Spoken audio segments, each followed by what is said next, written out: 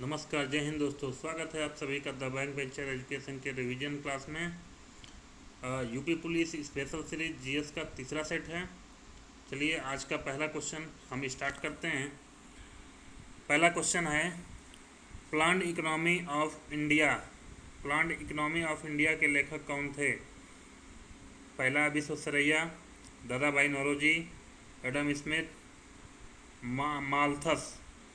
Planned economy of India के लेखक कौन थे? Visvesvaraya, Dadabhai Naoroji, Adam Smith, Malthus. आपको सही विकल्प चुन करके आंसर देना है। अगर आप हमारे चैनल पर नए हैं तो लाइक शेयर सब्सक्राइब जरूर करिए। तो इस प्रश्न का सही उत्तर होगा विकल्प ए, विश्वेश्वरैया। विश्वेश्वरैया बिल्कुल सही उत्तर है। अगला प्रश्न है,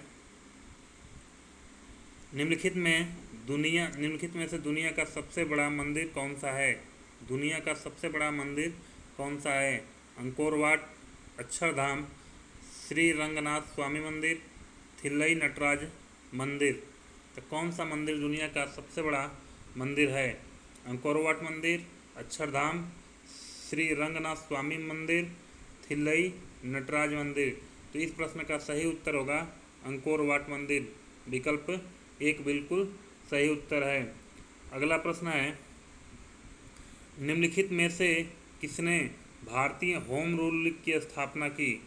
निम्नलिखित में से किसने भारतीय होम रूल लीग की स्थापना की? एनी बेसेंट, बाल गंगाधर तिलक, सुभाष चंद्र बोस, बीडी सावरकर। तो किसने होम रूल लीग की स्थापना की थी? तो आपको सही विकल्प बताना है और इस प्रश्न का सही उत्तर होगा बाल गंगाधर तिलक। बाल गंगाधर तिलक, भारतीय होम रूल लीग की स्थापना बाल गंगाधर तिलक ने की थी। अगला प्रश्न है प्रश्न नंबर 4, उत्तर प्रदेश के किस शहर में भारतीय सूचना प्रौद्योगिकी है? बनारस, कानपुर, इलाहाबाद, लखनऊ। किस शहर में, आपको बताना है किस शहर में उत्तर प्रदेश का भारतीय सूचना प्रौद्योगिकी है? उत्तर प्रदेश के किस शहर में भारतीय सूचना प्रौद्योगिकी है?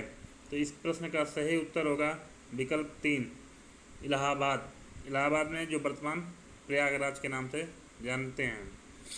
अगला प्रश्न है, खिजड़िया पक्षी अभयारण्य किस राज्य में है? खिजड़िया पक्षी अभयारण्य किस राज्य में है? खिजड़िया पक्षी अभयारण्य किस राज्य में है? मध्य प्रदेश, आंध्र प्रदेश, मणिपुर, उड़ीसा। मध्य प्रदेश, आंध्र प्रदेश, मणिपुर, उड़ीसा। 4 विकल्प दिए हैं दोस्तों। चारों में कौन सा सही है ये आपको बताना है। दोस्तों अगर हमारे चैनल पे आप नए हैं तो लाइक शेयर और सब्सक्राइब जरूर करिए और ज़्यादा से ज़्यादा अपने दोस्तों को शेयर करिए जिससे हमारा वीडियो और लोगों तक पहुंच सके।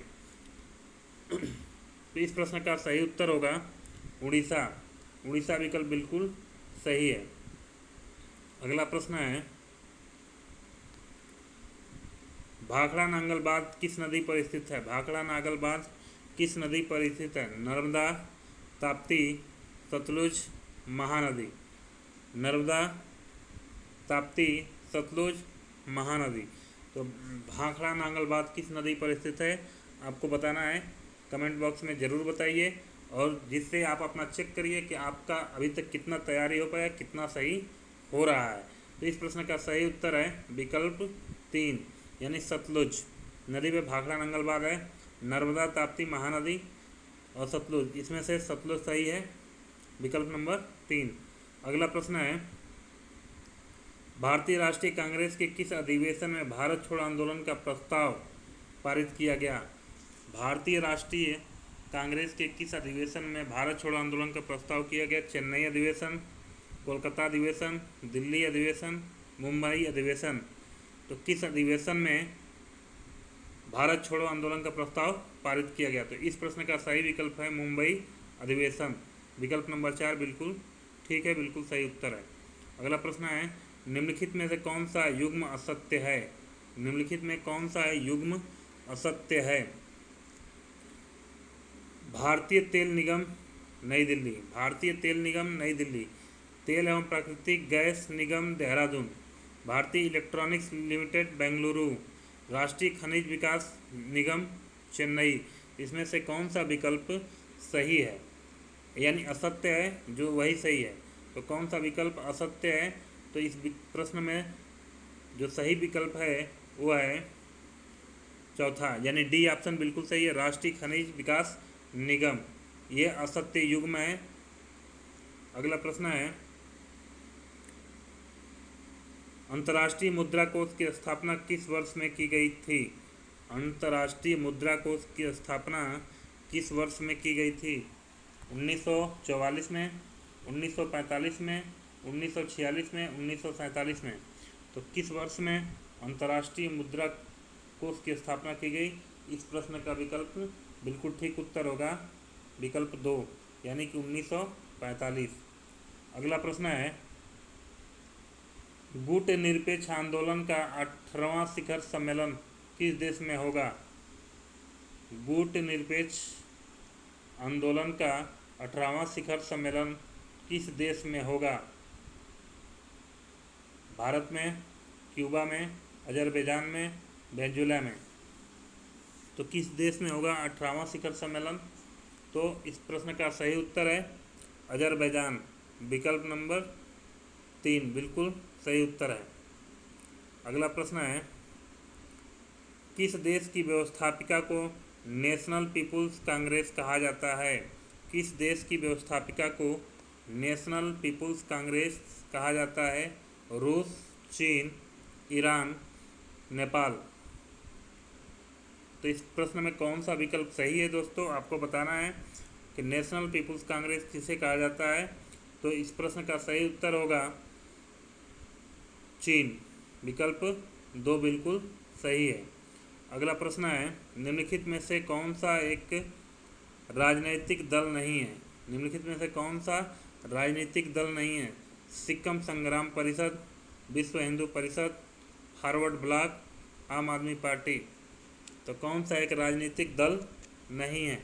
इस प्रश्न का सही उत्तर है, इस प्रश्न का सही उत्तर है फॉरवर्ड ब्लॉक, जो राजनीतिक दल नहीं है। अगला प्रश्न है,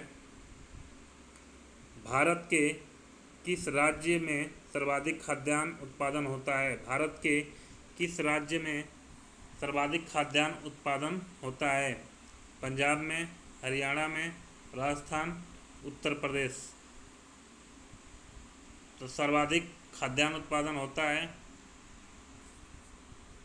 आपको बताना है कि आपके कितने विकल्प, कौन से कितने प्रश्न सही हुए, और ज़्यादा से ज़्यादा आप शेयर करिए, लाइक करिए, सब्सक्राइब करिए। तो इस प्रश्न का सही उत्तर होगा उत्तर प्रदेश। इस प्रश्न का सही उत्तर होगा उत्तर प्रदेश। अगला प्रश्न है, निम्नलिखित में से किसने उपयोगितावाद की अवधारणा प्रस्तुत की? निम्नलिखित में से किसने उपयोगितावाद की अवधारणा प्रस्तुत की? बथम, हिल, हेगेल, हॉब्स। तो किसने उपयोगितावाद की अवधारणा प्रस्तुत की? इस प्रश्न का सही उत्तर होगा बथम। बथम बिल्कुल सही उत्तर है। अगला प्रश्न है कि किसने स्वराज्य को सुराज्य से श्रेष्ठ माना है? किसने स्वराज्य को सुराज्य से श्रेष्ठ माना है? स्वामी विवेकानंद, स्वामी दयानंद सरस्वती, M.N. राय, राजाराम मोहन राय। M.N. राय, राजाराम मोहन राय। तो किसने इसे स्वराज्य को सुराज्य से श्रेष्ठ माना है? आपको बताना है विकल्प में सही उत्तर। तो इस प्रश्न का सही उत्तर होगा स्वामी दयानंद सरस्वती ने। स्वामी दयानंद सरस्वती ने। अगला प्रश्न है दोस्तों, प्रश्न नंबर 16 है, निम्नलिखित में कौन सा देश G8 का सदस्य नहीं है? कौन सा देश G8 का सदस्य नहीं है? रूस, चीन, ब्राज़ील, भारत। तो G8 का सदस्य नहीं है। कौन सा देश है जो G8 का सदस्य नहीं है? तो दोस्तों रूस है जो G8 का सदस्य नहीं है। अगला प्रश्न है, प्रश्न नंबर 17, नेहरू समिति 1928 का अध्यक्ष कौन था? नेहरू समिति 1928 का अध्यक्ष कौन था? मोतीलाल नेहरू, जवाहरलाल नेहरू, अरुण नेहरू, बिपिन चंद्र पाल। तो नेहरू समिति 1928 का अध्यक्ष कौन था? तो आपको बताना है कमेंट बॉक्स में कि इस पूरे प्रैक्टिस सेट में आपके कितने प्रश्न सही हुए। इस प्रश्न का सही उत्तर होगा मोतीलाल नेहरू। विश्व जनसंख्या दिवस कब मनाया जाता है? कब मनाया जाता है? यहाँ थोड़ा गलत लिखा है, कब मनाया जाता है? विश्व जनसंख्या दिवस कब मनाया जाता है? 7 जुलाई, 9 जुलाई, 11 जुलाई, 13 जुलाई। विश्व जनसंख्या दिवस कब मनाया जाता है? आपको बताना है कब मनाया जाता है। तो 11 जुलाई को मनाया जाता है विश्व जनसंख्या दिवस। अगला प्रश्न है, ब्रिटिश भारतीय सरकार ने विधवा पुनर्विवाह अधिनियम कब पारित किया? ब्रिटिश भारतीय सरकार ने विधवा पुनर्विवाह अधिनियम कब पारित किया? 1856, 1954, 1830, 1909। तो ब्रिटिश भारतीय सरकार ने विधवा पुनर्विवाह अधिनियम कब पारित किया? तो 1856 में। 1856 में विकल्प ए बिल्कुल सही है। अगला प्रश्न है, संविधान में संशोधन का अधिकार किसे प्राप्त है? संविधान में संशोधन का अधिकार किसे प्राप्त है? राष्ट्रपति को, उपराष्ट्रपति को, संसद को, लोकसभा अध्यक्ष को। तो संविधान में संशोधन का अधिकार किसे प्राप्त है आपको बताना है कमेंट बॉक्स में। और दोस्तों अपने दोस्तों को लाइक करिए, शेयर करिए और सब्सक्राइब भी कराइए। दोस्तों को ज़्यादा से ज़्यादा शेयर करिए। इस प्रश्न का सही उत्तर होगा विकल्प तीसरा, यानी संसद में संशोधन का अधिकार, संसद को संशोधन का अधिकार प्राप्त है। अगला प्रश्न है, भाषा के आधार पर राज्य पुनर्गठन आयोग ने अपना प्रतिवेदन कब दिया? भाषा के आधार पर राज्य पुनर्गठन आयोग ने अपना प्रतिवेदन कब दिया था? वर्ष 1953, वर्ष 1954, वर्ष 1955, वर्ष 1956। प्रतिवेदन कब दिया था? तो वर्ष 1955 में, वर्ष 1955 में। अगला प्रश्न है, श्रीमद् भागवत गीता में कर्म के कितने तत्वों का वर्णन किया गया है? श्रीमद् भागवत गीता में कर्म के कितने तत्वों का वर्णन किया गया है? 5, 4, 3, 2। कौन सा विकल्प सही है आपको बताना है। कर्म के कितने तत्वों का वर्णन किया गया है श्रीमद् भागवत गीता में? तो इस प्रश्न का सही उत्तर होगा विकल्प ए, यानी 5 कर्म के तत्वों का वर्णन किया गया है। अगला प्रश्न है, प्रश्न नंबर 23, वायुमंडल में कौन सी परत पृथ्वी के सबसे निकट है? वायुमंडल की कौन सी परत पृथ्वी के सबसे निकट है? बहिर्मंडल, बाध्यम मंडल, क्षोभ मंडल, समताप मंडल। तो पृथ्वी के निकट कौन सा सतह है आपको बताना है कि इस विकल्प में कौन सा विकल्प सही है। तो इस विकल्प में जो सही है वो है क्षोभ मंडल। तीसरा विकल्प बिल्कुल सही है, क्षोभ मंडल ही पृथ्वी के सबसे निकट का मंडल है। अगला प्रश्न है, किस विवाद में भारतीय संसद को प्राप्त संविधान संशोधन करने की शक्ति को सीमित कर किया गया था? किस विवाद में भारतीय संसद को प्राप्त संविधान संशोधन करने की शक्ति को सीमित किया गया था? केशवानंद भारती बनाम केरल राज्य, यहाँ भारती होगा। मनरवा मिल्स बनाम भारत संघ, गोलकनाथ बनाम पंजाब राज्य, बिहार बनाम भारत संघ। तो किस विवाद में संविधान संशोधन करने की शक्ति को सीमित किया गया था? आपको बताना है कि कौन सा विकल्प सही है। इस विकल्प में सही है पहला विकल्प, केशवानंद भारती बनाम केरल राज्य में ये कहा गया था। अगला प्रश्न है, 25वां प्रश्न है, प्रकाश वर्ष के विषय में निम्नलिखित में से कौन सा विकल्प सत्य है? प्रकाश वर्ष के विषय में कौन सा विकल्प सत्य है? एक प्रकाश वर्ष 9.46 × 10⁻15 मीटर, एक प्रकाश वर्ष 9.46 44 इंटू 10⁻15 मीटर। 1 प्रकाश वर्ष 9.45 इंटू 10⁻15 मीटर। 1 प्रकाश वर्ष 9.43 इंटू 10⁻15 मीटर। तो कौन सा विकल्प प्रकाश वर्ष के विषय में सत्य है? तो प्रकाश वर्ष के विषय में जो सत्य विकल्प पहला सही है, यानी कि 1 प्रकाश वर्ष 9.46 इंटू 10⁻15 मीटर होता है। अगला प्रश्न है प्रश्न नंबर 26। निम्नलिखित में से किस ध्वनि तरंग को मानव कान सुन सकता है? मानव कान द्वारा सुन सकता है। अश्रव्य तरंगे, श्रव्य तरंगे, पराश्रव्य तरंगे, उपयुक्त तीनों को नहीं सुना जा सकता, यानी उपयुक्त तीनों को ही सुना नहीं जा सकता। यानी कि आपका विकल्प इसमें से कौन सा सही है आपको बताना है। तो जो सुन सकता है मानव वो होती हैं श्रव्य तरंगे।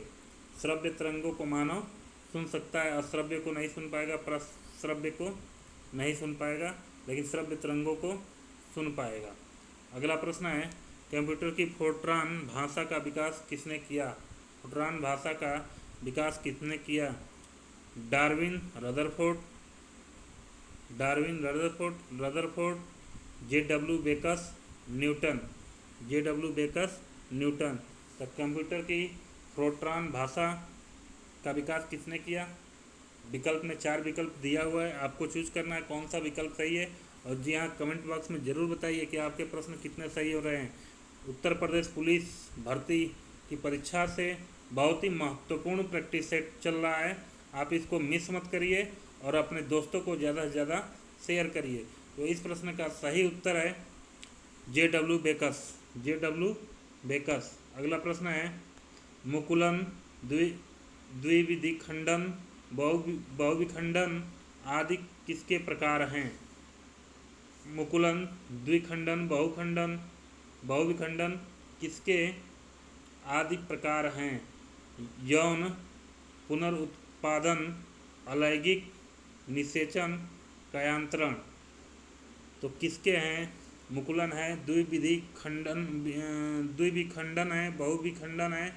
तो किसके उदाहरण हैं आपको बताना है। यौन, पुनरुत्पादन, अलैंगिक, निषेचन, कयांतरण। तो इस प्रश्न का सही उत्तर है अलैंगिक जनन के ये सारे तीनों उसी के प्रकार हैं। अगला प्रश्न है जीवाश्म ईंधन के अधूरे जलने के कारण उत्पन्न हुई विषैली गैस कौन सी होती है? उत्पन्न हुई विषैली गैस कौन सी होती है? Oxygen, hydrogen, carbon dioxide, carbon monoxide. तो कौन सी गैस होती है विषैली गैस? तो कार्बन डाइऑक्साइड जो गैस होती है जीवाश्म के जलने से, अधूरे जलने से या धुआं या गैस जो है उत्पन्न होती है। अगला प्रश्न है आज का आखिरी प्रश्न है, 30वां प्रश्न है एक आवर्धक लेंस कौन सा होता है? एक आवर्धक लेंस कौन सा होता है? उत्तल लेंस होता है, उत्तल दर्पण होता है, अवतल लेंस होता है, अवतल दर्पण होता है। तो कौन सा होता है विकल्प में आपको बताना है कि इस प्रश्न का सही उत्तर। और दोस्तों ज़्यादा से ज़्यादा आप इसको शेयर करिए, अपने दोस्तों को बताइए कि बहुत ही बेहतर यूपी पुलिस का प्रैक्टिस सेट चल रहा है, जिससे आप सभी अभी तक कितना तैयार हो पाए हैं, प्रिपेयर हो पाए हैं, इस सेट से आपको पता चलेगा। और कितना अभी बाकी है उसको भी तैयार करके और हमारे साथ प्रैक्टिस सेट में जुड़िए। तो इस प्रश्न का सही उत्तर होगा पहला उत्तल लेंस। पहला होगा उत्तल लेंस। तो आज के 30 प्रश्न पूरे हुए और कमेंट बॉक्स में आप ज़रूर बताइए कि आपके प्रश्न कितने सही हुए। थैंक यू, धन्यवाद।